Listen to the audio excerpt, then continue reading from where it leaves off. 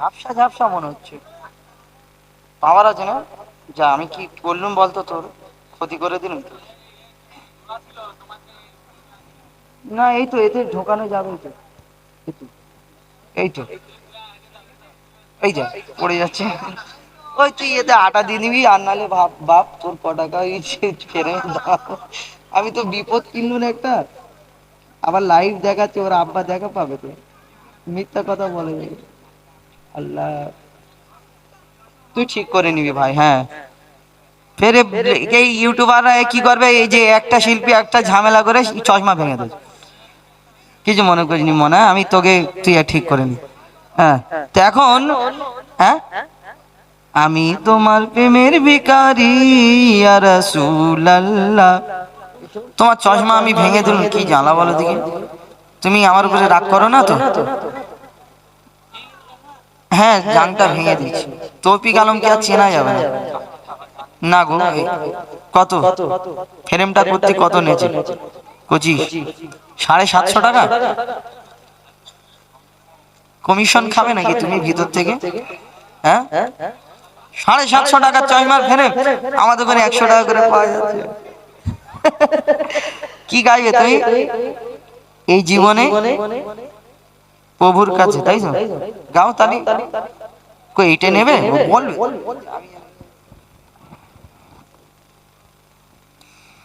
তো আসুন একটু বিশ্বনবী কালাম পরিবেশন করছি, তো আপনারা মনোযোগ দিয়ে শুনবেন। এই জীবনে প্রভুর কাছে চাওয়ার কিছু নাই, চাই যে শুধু দয়ার নবীর দিদার যেন হয়। এই জীবনে প্রভুর কাছে চাওয়ার কিছু নাই, চাই যে শুধু দয়ার নবীর দিদার যেন হয়। এই জীবনে প্রভুর কাছে চাওয়ার কিছু নাই, চাই যে শুধু দয়ার নবীর দিদার যেন হয়। এই জীবনে প্রভুর কাছে চাওয়ার কিছু নাই, চাই যে শুধু দয়ার নবীর দিদার যেন হয়। আর কিছু চাই না প্রভু, আর কিছু চাই না প্রভু, কিছু চাই না প্রভু, চাই নবীর দিদার। দিদার দিয়ে ধন্য করো জীবন আমার, দিদার দিয়ে ধন্য করো জীবন আমার। এই জীবনে প্রভুর কাছে চাওয়ার কিছু নাই, চাই যে শুধু দয়ার নবীর দিদার যেন হয়। সকল চাওয়া পাওয়া প্রভু সবই তুমি জানে, চাকিয়ে কেউ বলকে দিলে অসীম নিয়ামতে, চাকিয়ে কেউ বলকে দিলে অসীম নিয়ামতে। সকল চাওয়া পাওয়া প্রভু সবই তুমি জানে, চাকিয়ে কেউ বলকে দিলে অসীম নিয়ামতে, চাকিয়ে কেউ বলকে দিলে অসীম নিয়ামতে। সবাই কিছু সবাই কিছু পেয়েছি ধরায়, চাই নবীর দিদার। সবাই কিছু পেয়েছি ধরায়, চাই নবীর দিদার। দিদার দিয়ে ধন্য করো জীবন আমার, দিদার দিয়ে ধন্য করো জীবন আমার। এই জীবনে প্রভুর কাছে চাওয়ার কিছু নাই, চাই যে শুধু দয়ার নবীর দিদার যেন হয়। তোমার নবীর ওসিলাতে পাঠানে ধরাতে পেরেছি, তোমার দয়ার শেষ নবীর উম্মত হতে পেরেছি, তোমার দয়ার শেষ নবীর উম্মত হতে। তোমার নবীর ওসিলাতে পাঠানে ধরাতে পেরেছি, তোমার দয়ার শেষ নবীর উম্মত হতে পেরেছি, তোমার দয়ার শেষ নবীর উম্মত হতে। আর ফাজ বিল্লাহ, আর ফাজ বিল্লাহ মনের আশা নবীকে দেখার, আর ফাজ বিল্লাহ মনের আশা নবীকে দেখার।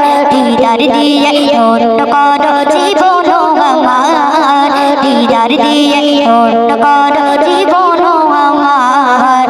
এই জীবনে এই জীবনে প্রভুর কাছে চাওয়ার কিছু নাই, চাই যে শুধু নবে দিদার যেন হয় এই জীবনে প্রভুর কাছে সবার কিছু না হয় চাই যে শুধু দয়ার নবে দিদার যেন হয় আর কিছু চাই না প্রভু আর কিছু চাই না প্রভু আর কিছু চাই না প্রভু চাই নবীর দিদার দিদার দিয়ে ধন্য করো জীবন আমার দিদার দিয়ে ধন্য করো জীবন আমার দিদার দিয়ে ধন্য করো জীবন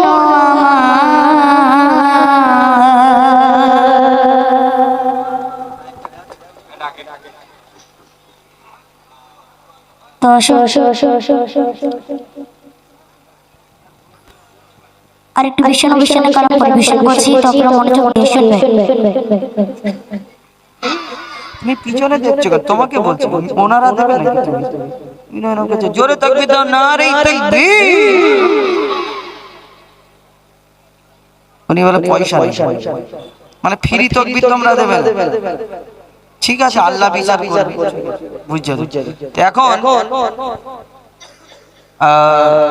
আমাদের কি বলবো কে গাই ঝগড়ার গজলটা বলবো আমার যে ঝগড়া করে সে একটু বাইরে গেছে এমডি আজারউদ্দিন আমার সাথে যে ঝগড়ার গজলটা বলবে সে একটু বাইরে গেছে তো এখন আমি আপনাদের সঙ্গে আর একটা অন্য যেগুলো ফরমাইশ রয়েছে আমিনার কুড়ে ঘরে নারীর কেন জুম্মার নামাজ নেই গো নারী কেন জুম্মার নামাজ নেই ইনশাআল্লাহ ছোট করে শোনাই তার এই তো আজারউদ্দিন এসে গেছে ঝগড়ার গজলটা বলি প্রশ্ন উত্তরের গজল তাই তো দাও তো আজকে আপনারা এর আগে শুনেছেন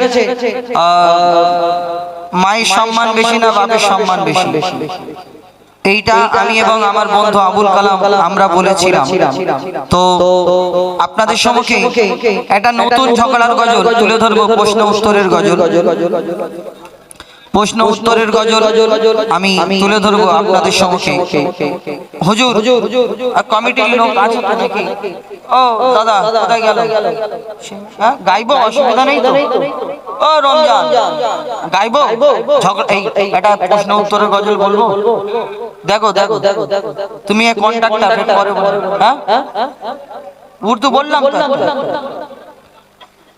বলো না তুমি দেখো না কি গজল বলি প্রথম শোনো তারপর আমরা তো এসে কথাবার্তা বলার গজল না তো এটা প্রশ্ন উত্তরের গজল তো হিন্দি মানে আমি অ্যানাউন্সার मोहम्मद को बनाकर खुदा हम सब पर रहमत अता किया जन्नत में जाने का खूबसूरत वसीला दिखा दिया जन्नत में जाने का खूबसूरत वसीला दिखा दिया আর যখন এই অ্যানাউন্সাররা ডাকে কিরকম भाइयों बहनों आप लोग के सामने आ रहा है पश्चिम बंगाल का सुपरस्टार शिल्पी কি বলে কার নাম বলবো এমডি আজারউদ্দিন আমি তো না তো এখন ছোট করে ঝগড়ার গজলটা তুলে ধরি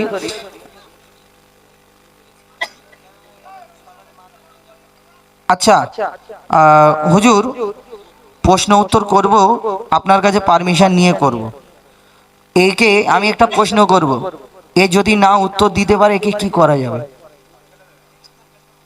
ফাইন করব হুজুর আমার ঠিক বলছো তো ফাইন আচ্ছা ঠিক আছে ফাইন শোনো তোমাকে প্রশ্ন উত্তর করি এই গজলটা একটু মন দিয়ে শুনবেন হয়তো আপনারা ভাবছেন যে কি গজল তবে এর থেকে কিছু ফায়দা পাবেন শিক্ষা পাবেন তবে মন দিয়ে শুনতে হবে শুনুন প্রশ্ন করি তোমায় একটু ইকো কম করে দাও তো দাদা ইকো কম করে দাও প্রশ্ন করি তোমায় তার জবাব দাও আমায় প্রশ্ন করি তোমায় তার জবাব দাও আমায় না যদি দাও জবাব করব ফাইন তোমায় আমি বলিনি ওই ওরা বলেছে ফাইন করতে প্রশ্ন করি তোমায় তার জবাব দাও আমায় প্রশ্ন করি তোমায় তার জবাব দাও আমায় না যদি দাও জবাব করব ফাইন তোমার না যদি দাও জবাব করব ফাইন তোমার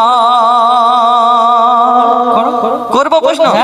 দেখি তুমি আমার সাথে 8 বছর আছো, 8 বছর তো আমার বুড়ো ছাত্র, তুমি সব থেকে পুরাতন মানে বুড়ো ছাত্র। এই বুড়ো ছাত্র তুমি কি শিখেছো? কেন এরপরে তো তুমি একা একা অনুষ্ঠান করবে। আমি তোমাকে একটা কটা প্রশ্ন করি, দেখি তোমার যদি কতটুকু কি আছে শুনি, ঝুলিতে কি আছে দেখি। চলো ইনশাআল্লাহ দেবো। জানাজার রুকু আর সিজদা ওই কেন নাই? নামাজ পড়া জানো তো? নামাজ কেমন করে পড়ে? নামাজ পড়তে গেলে প্রথমে নিয়াত করতে হবে, রুকু সিজদা বৈঠক এগুলো করতে হবে, সালাম দিতে হবে। আচ্ছা, রুকু সিজদা বৈঠক করে সালাম দিতে হবে।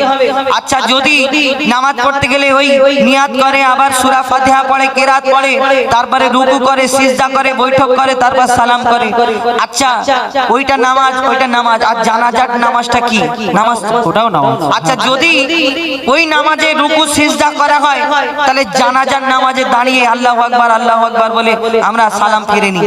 তাহলে ওই নামাজে যদি রুকু সিজদা হয়, তাহলে জানাজার নামাজে রুকু সিজদা কেন হয় না? শোনো ভালো করে, জানাজার রুকু আর সিজদা ওই কেন নাই?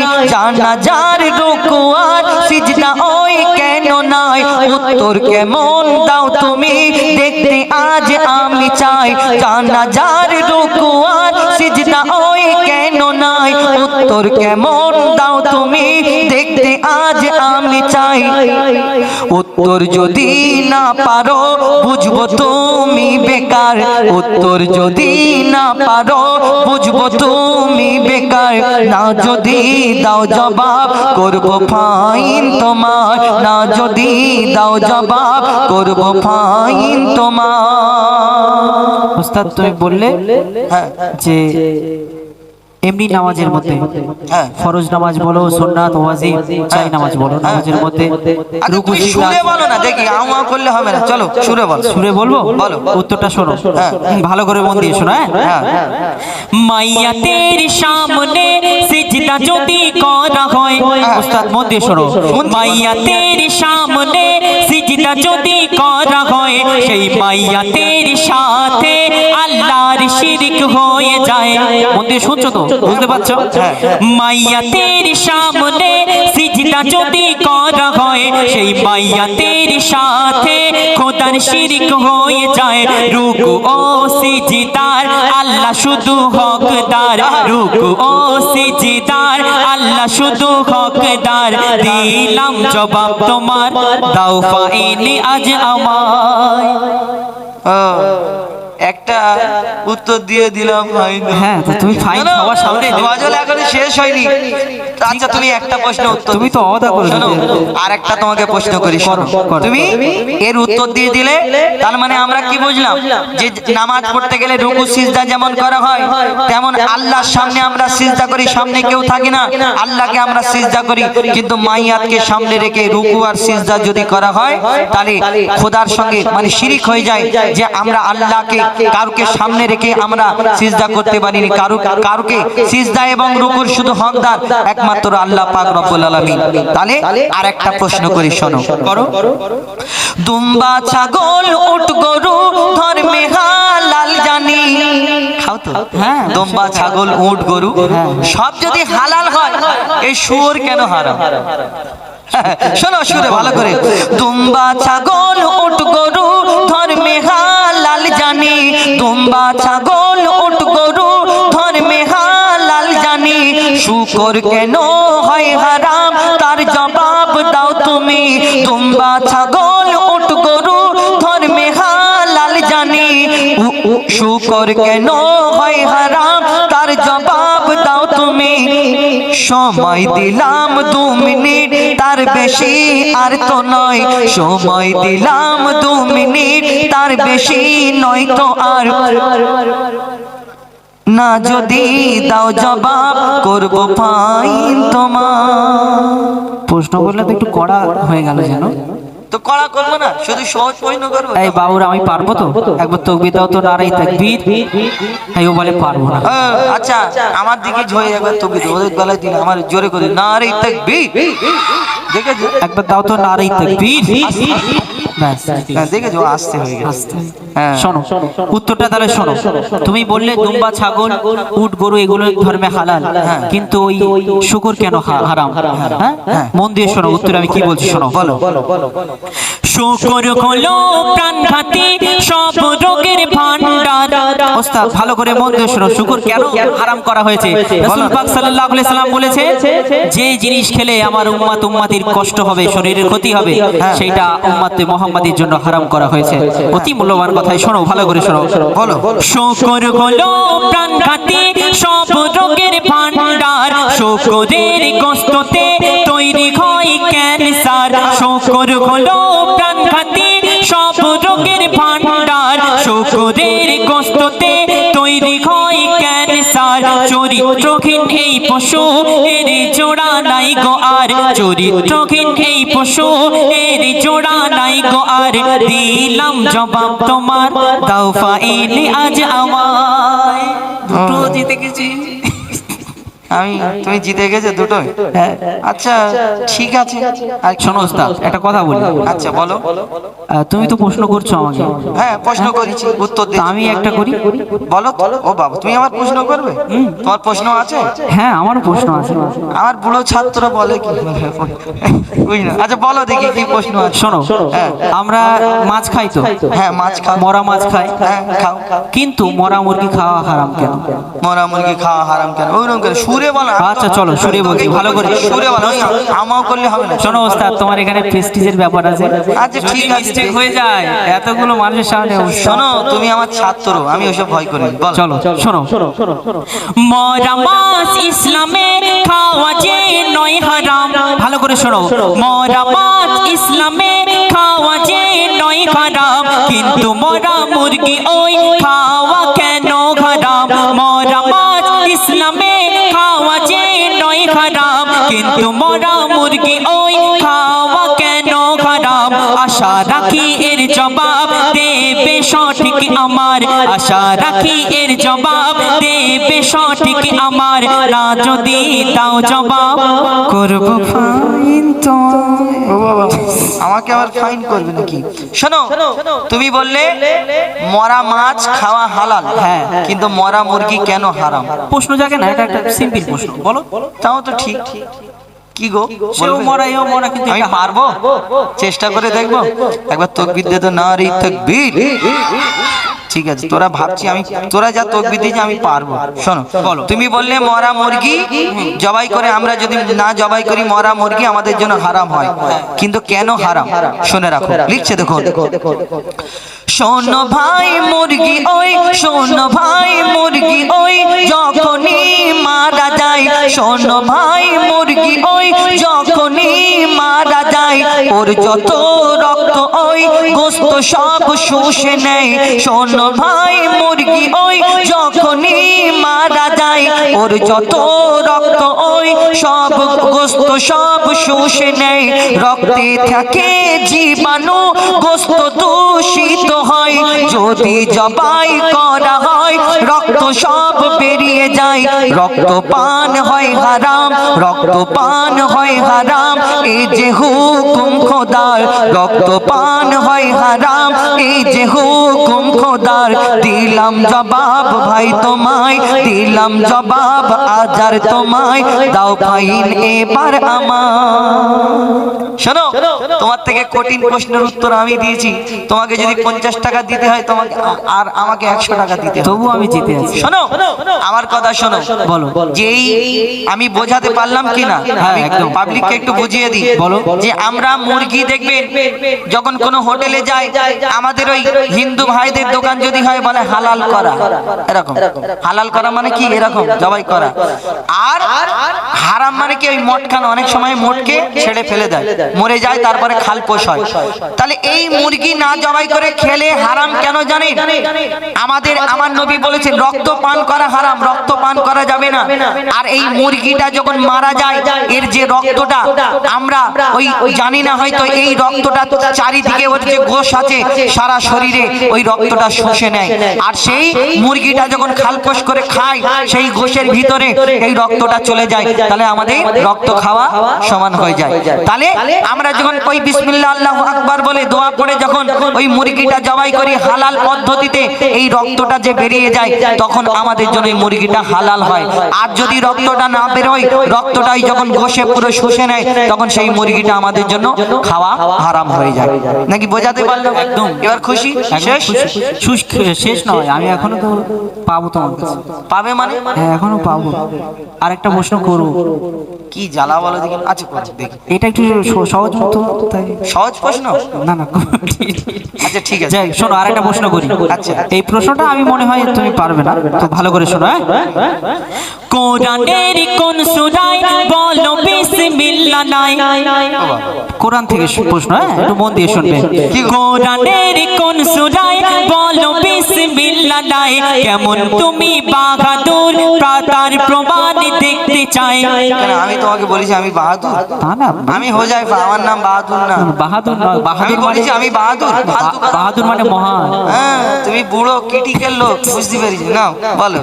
শোনো, কোরআনের কোন সূরায় বলো বিসমিল্লাহ নাই? কেমন তুমি বাহাদুর, তার প্রমাণ দেখতে চায়। মনে হয় এর জবাব নাই কাছে গো তোমার, মনে হয় এর জবাব নাই কাছে গো তোমার। না যদি দাও জবাব করব ফাইন তোমার। হুজুর কি গো একটু বলে দাও না। হুজুর হাসছো, বলো না। হ্যাঁ এই বলে দিয়েছে হুজুর, বলে দিয়েছে। চলো হুজুর বলে দিয়েছে, আমি এবারে পেরে যাবো। শোনো, বলো। তাহলে মন দিয়ে, তাহলে মন দিয়ে শুনে নাও ছোট ভাই, তাহলে মন দিয়ে শুনে নাও ছোট ভাই।